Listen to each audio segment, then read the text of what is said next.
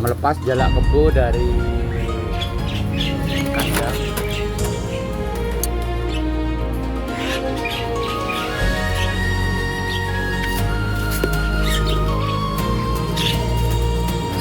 Sudah keluar.